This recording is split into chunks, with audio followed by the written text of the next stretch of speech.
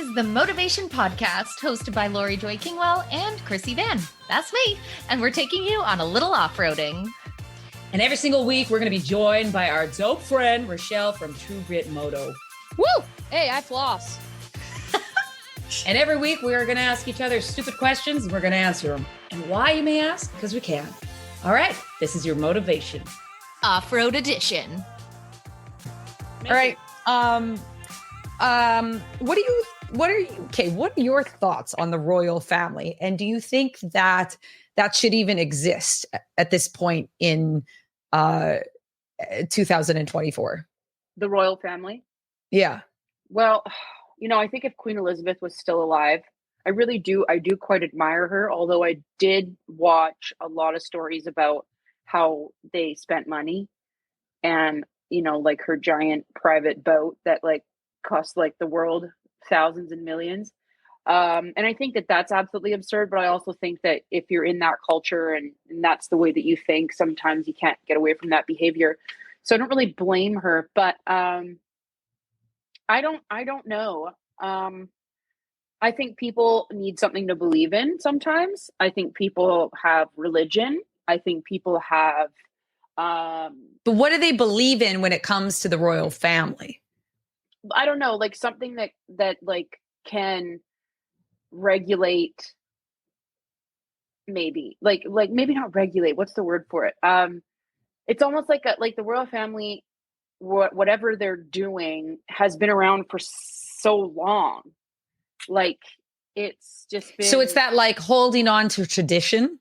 Something like that, where it's this, what happens when this dies? Do we all die? No, everyone has more money.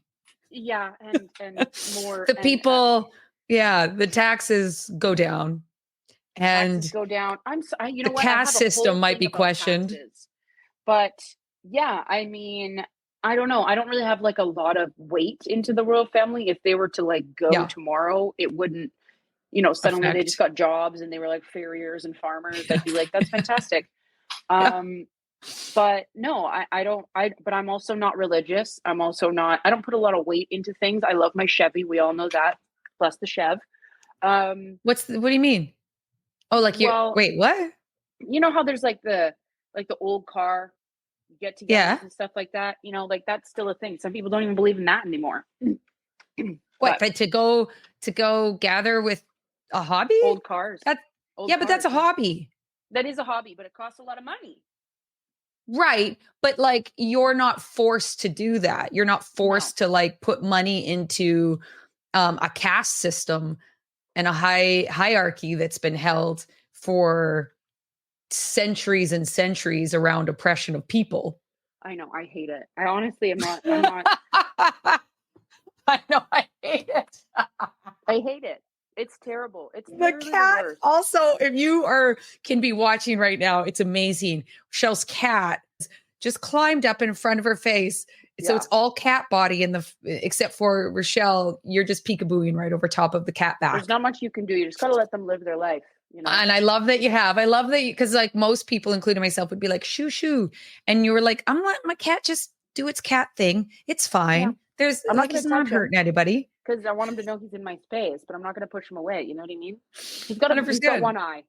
You're not going to encourage it. There it is. But Richelle has a cat ass in her face right now, and they're out. Still there, but out of the thing. Some balls too. Yeah. I think I need to do more research on what's going on there, but I also don't want to give him too much power. You know what I mean? That's how you take away the power, is you get the info and you actually. But it's it is pretty crazy of at how little power they have. Ultimately, it's more of this they do and they don't. I'm not going to go into it. You could Google it, all the different things. I don't have enough, but I've read it enough to be it's very different than we kind of have been fed our whole lives in and around it, let alone the people of the UK. But it's so much about colonization and caste system and it's fucking nuts. And how they keep it is through the media. And so the media actually has a ton of control over them. Right. Because that's how they stay in the storyline to keep going century after century. And, but that's why they've been on them as of late with this whole Kate kind of being out of the picture, where they were like, no, you work for us.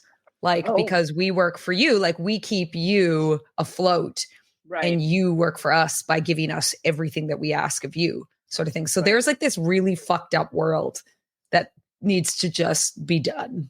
There's so at this point in time. Media is so powerful. Hey, yeah, media is so powerful. We feel like the way the world is going, there is still so much craziness in the world, but I feel like we're maybe making progress on some things, and maybe that'll mean that the dissipation of the royal family will be the future. Who knows if it'll happen? I think it inevitably will, without a doubt. I think, it's all just...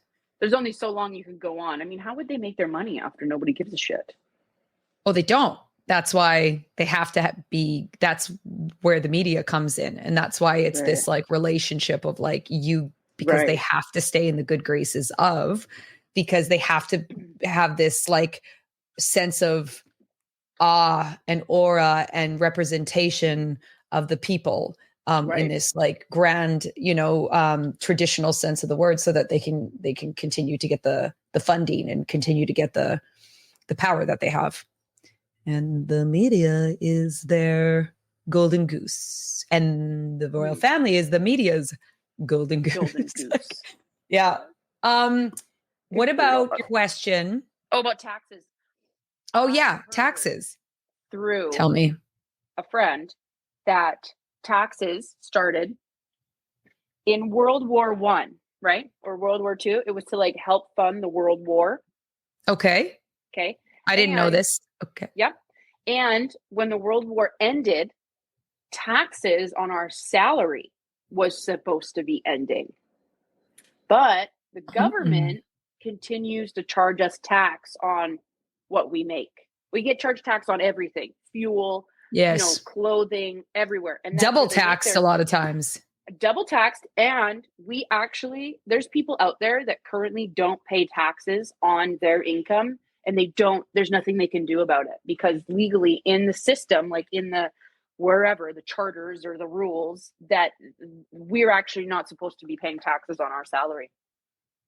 Well, here's the only thing that I see potentially in a loophole, and that is like they absolutely go after the people that don't pay their taxes. Totally. But do you know what I'm saying? Word on the street is once they go to court that they have a legal standing to be like, I don't have to pay taxes on my salary. I would 100. Yeah. I don't know if that part is, I don't know if they do have a legal standing because the people, like you watch it all the time where they're like, it gets siphoned off their wages. It gets siphoned off and if you have that legal standing, but that could also be where it's like, you never want to go up against the government if you don't have to, because you'll almost always lose. Do you know what I mean? Because they'll find the saddest part though. Isn't that the most? Yeah, they're the fucking mob. The government is a gigantic mob where they just come and they're like, you're going to give me parts of your money. Why? It's none of your business. Why? You give me the money. Even just the way that we don't really have a say where our taxes go to, is bananas. It's just like they get to decide. And there's like but I really don't I'm so green behind the ears or whatever the saying is when it comes to that world and finance world. And, I have like the most bare minimum knowledge, if that, which is not a great thing, but that's where we're at, especially when I've got a partner that's like, that's his strength. It ends up being where you're like, oh, okay, I don't. But then you're like, well, you should have a bit more knowledge. So I have some questions. I have questions. Well, it's more not in regards to like hours, but just in the regards of like, I've been out of the game for so long, because obviously when we weren't together, I handled all my own finances and stuff. But when you're out of that for 17 years and if something ever happened, God forbid, it would be like the infancy stages of it all. You know what I mean? Oh, totally. I totally know what you mean. I literally have no idea what I would do without a bookkeeper or my tax guy. Right? I'm not self-sufficient in that area. In fact, I ruined it for almost 3 years. But all this to say, I was quite surprised by that knowledge. And I haven't researched it yet, but I'm sure the Google isn't going to give me that information unless I go deep. You should ask Dave more about that. Yeah, you should ask Dave. Or I'll ask I him will then, ask him. but We'll like see what time he we're says. together, ask him because Yeah. I'm like, he'll know more about that stuff. What the heck? What was your or any question? Ask any question. We got a good 10 minutes left. So what do we want to talk about? Oh, please ask your number 2 question. Okay, right. Number 2. Here we go. If you meet a new person and they instantly tell you they're a lesbian, do you assume they're interested? Okay. So they're coming up and they're just like, so it looks like they're like, hey, I'm Richelle. Good to meet you. I'm a lesbian. Is that how it's looking? Yeah, Like, basically. are they? Yeah, I'm a lesbian. Free thinker. I don't know if I would think that that's them hitting on me because I would also feel like anyone that's like that if that was their game was just like dropping like I'm a lesbian. What if they said that So to you, but then they walked over to Dave and they were like, "What's up?" And that was it, oh, okay. right? Maybe. Yeah, maybe. Hi, but like Laurie. Nice to meet you. I'm Richelle. I'm a lesbian.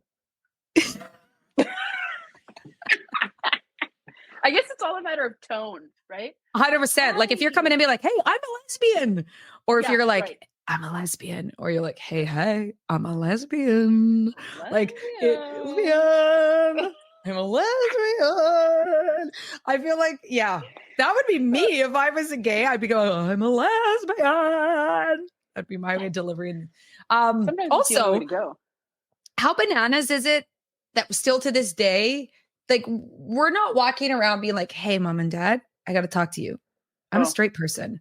Like the fact that people even have to like make the announcement or share it is insanity now. When you think it was always insanity, but now knowing what we know and just the like that it shouldn't just be that the fact that that's needs to even be said or shared as a formality in some capacity. Like even now they're like, I'll love you no matter what you are. And you're like, no, it's not a no. Like you're saying, even that comment to me, when I hear that of like, oh, I love you no matter what, is saying that I love you even though you are a gay person. Like even though yeah, even that, what people think is such a loving and generous thing is like, that's not generous. That in and itself is like stating the like othering and less than. Like when I told just be my like, grandpa, cool. he was like, cool. I know you. I know. Okay. And how funny is it that you have to come. It's not like no a race thing or it's like a sexual thing. It's not like you're going up to my mom and being like, hey, mom, I'm white. I'm a white person. Or hey, mom, I drive a car. It's like, hi, yes, I'm gay. I'm a lesbian. I like women. And it's totally, I don't understand. And I don't know. I feel like I said before that, it is kind of changing a little bit where things are becoming a little safer. It's an evolution of it, for sure. It's the evolution of it. And it took a lot of fighting, just like everything else, just like everything going on in the freaking world. I mean, there's huge movements towards everything. And it's like, why does it have to be so difficult? Because of the human condition. I was like, the human condition of being afraid of what we don't understand.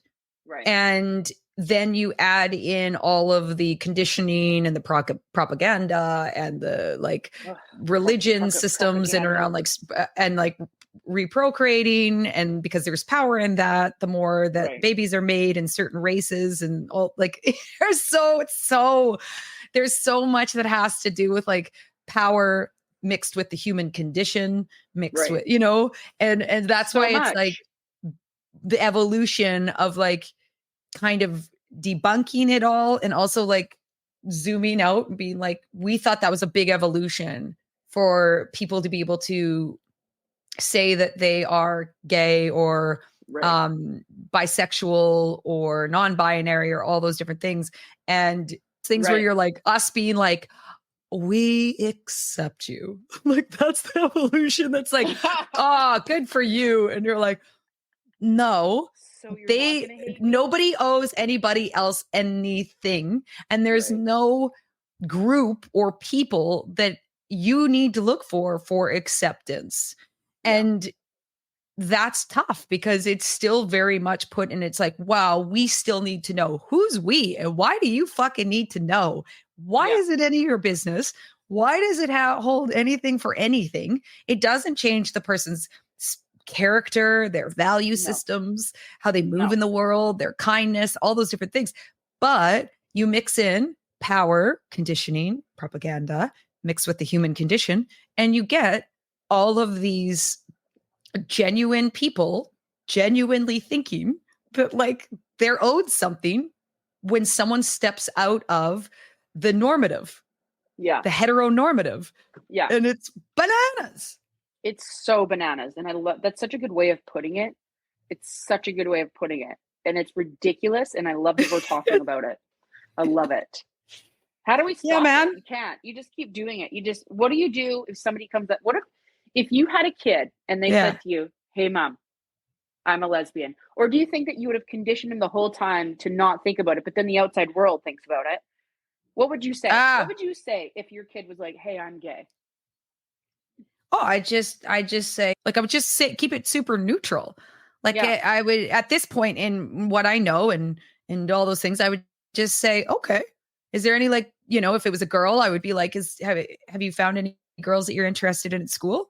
I would then love it. Scaffold immediately on to being interested in what she's interested in. If it was a boy and he was like, I'm bisexual, I would then say, oh, it's nice that you've kind of figured out that you're attracted to people rather than necessarily, like, I would build onto that and then also say, like, is there any girls or boys or non-binary? Like, is there a person that you're attracted to? Like, I would focus on the person versus the sexuality, sexual organs, like all, you know, the identification even. I also think too, the big thing is like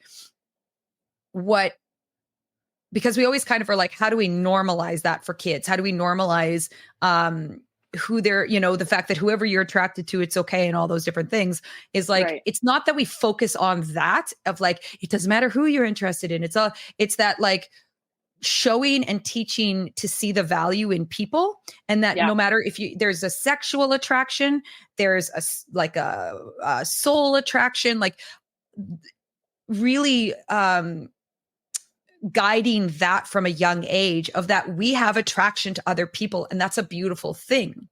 And that there's qualities in people that we will be repelled from, and to listen to that and ask yourself sort of thing. Right. And like, ask yourself if that's something that because you heard someone to tell you that, you know, that's who you, or is it something else? Is it because they said something that didn't feel good to your, you know what I mean? Like, so you're breaking things down to more like character, value systems, behaviors kind of thing, right? Like unkind or hurtful, harmful behaviors, not the fact that it's a boy or a girl, or it's a lesbian, or it's a straight person, it's a non-binary or transgender, or all these. Are you getting it in the butt? Are you? Yeah. Which hopefully no children are aware of that quite yet. Although there are little kids figuring it out. I remember my favorite thing. And that's the other thing too, is like, well, sexuality, if they're just left up to their own imagination, it can get a little risky. So even things where I'm like, we all get a little talk risky, about as they get older, of like, big thing that I promote with like my families, especially with the preteens, is like when, like with moms with daughters and dads with sons, it's like, talk openly, like obviously in a private, considerate and appropriate manner. But I'm like, talk about the exploration of the body and how to safely do it. How that there is absolutely, that it's a part of like learning who you are, learning what feels good, knowing what you want and don't want. So especially so that as they get older, they already are building a self-awareness and a confidence in and around their sexuality that doesn't land on like their horniness then only being met by another person or relieved or explored, or, you know what I mean? Because that's what happens to so many of us, is like, we just kind of like either feel guilty about masturbating, or then we're looking to that person that gets sold to us on the television shows of the romances. And then we like have these experiences with another partner at a very vulnerable age that we weren't necessarily comfortable with, but we also didn't want it to be looked at differently or So we didn't want to say stop. And so in the afterwards, we're walking away being like, I don't know if I was okay with that, or was I okay with that? Yeah. Whereas if you're exploring your own body, you know that you're like, I am okay with this. And you can say you like, understand. Yeah. yeah. And teaching consent is the big one of like, and consent isn't just about sexuality. Consent is about rough playing. Consent is about like, as they Tickling, grow everything. up, everything, like recognizing that consent is a part of your right as a human being and in relationship with another person. Consent is always a thing that, and it doesn't have to be that like intense where you're like, am I allowed to blah, blah, blah, blah, blah. But like, hey, I want to wrestle. Do you feel like wrestling? And be like, yeah. And be like, okay. And then when one of us wants to be done wrestling, the other, you say, stop, I'm done. So then, and I do this with kids so that they can practice with somebody that understands those boundaries so they can learn the language, they can learn those things. Because roughhousing is an exceptionally important part of development. And it's all those things that we only just like hyper focus it on certain areas of like consent and this, and then we're missing the whole plot. Anyways, that's my TED Talk. I love it. God bless. That makes sense? I don't know if it does. That was kind of like... It does, yeah, it does. I basically need to make sure what you're saying is that going forward, I should probably ask my girlfriend if she wants to wrestle instead of just tackling her. This is good information. And yep. And I'll start using that.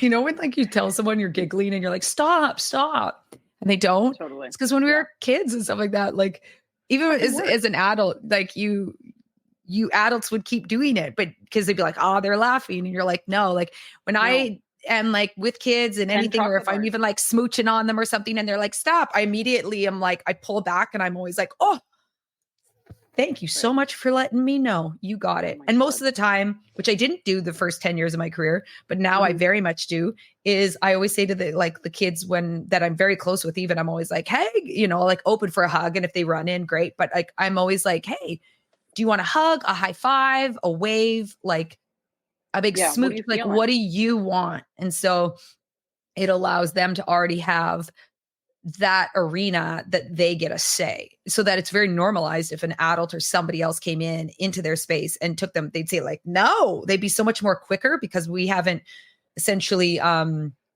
conditioned them to think that what another person wants of your body, they will come in and take, especially if they're of authority. And that's what we end up to try and switch up the older generation of this story, because they're coming in going, do you remember, did you ever hear that game, or did it ever get done to you? Name 10 chocolate bars? No. Or did you ever get flicked in the neck really hard, or then pull your back hair neck? Yeah.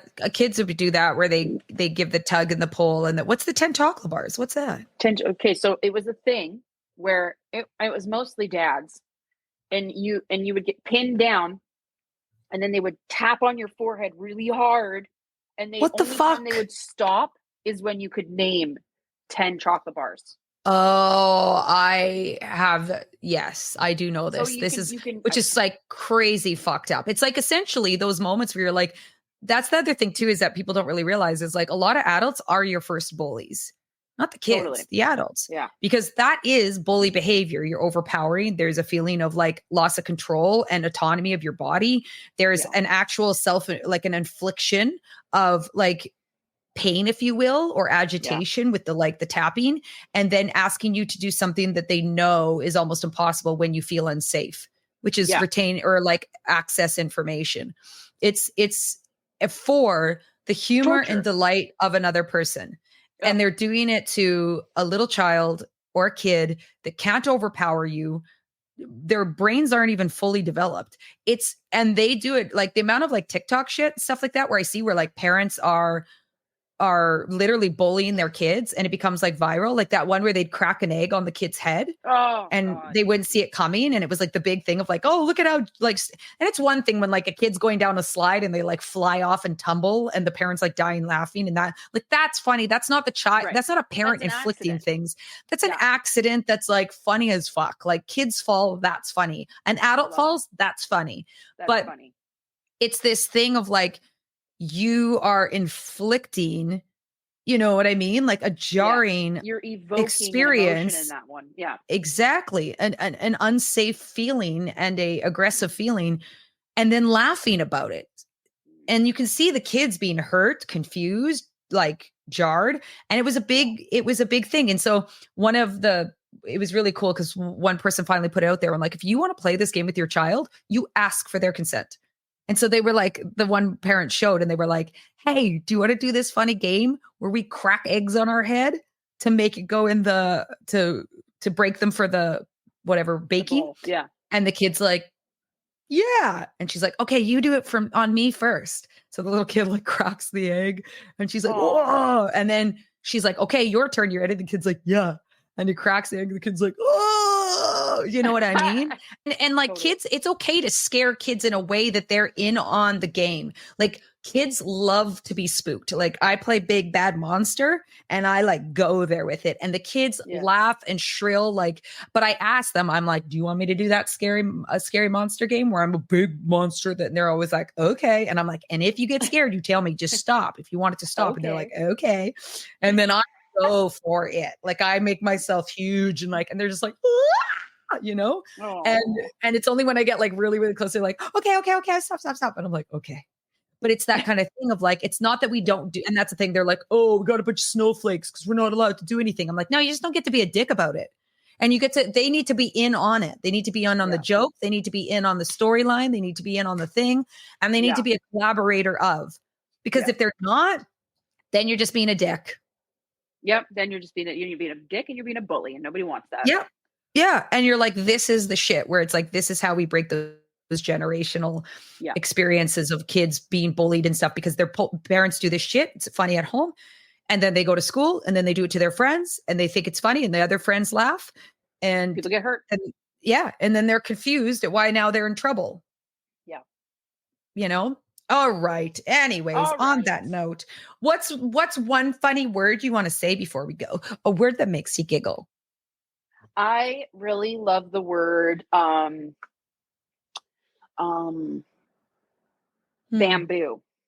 I really love the word bamboo. I think bamboo is a great word. Oh, it's so silly. Bamboo. And it makes me kind of think sexy. pandas. Bamboo.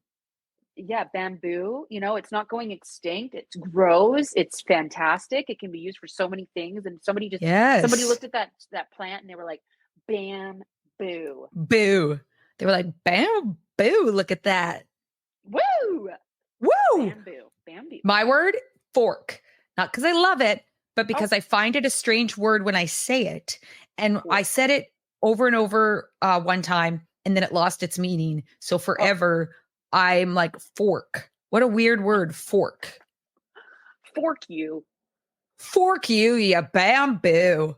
Are we spooning tonight or are we forking? You know what I mean? Are you a lesbian or are you not? You need to identify yourself. Straight or gay? Straight or gay. You need to be real clear. Oh, shit. All right. I love you so much, you Billy Goat Gruff. I love you. Always. My dog loves you.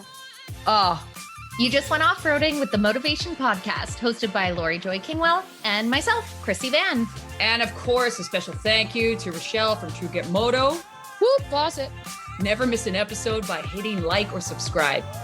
Connect with us on Instagram at Motovation Podcast and visit our website at themotivation.com. And in the meantime, full pegs, full throttle. I think this is good though. It's like healthy, you know, like people will be like, oh my God, I don't floss. It must be so hard not to laugh to get through this intro.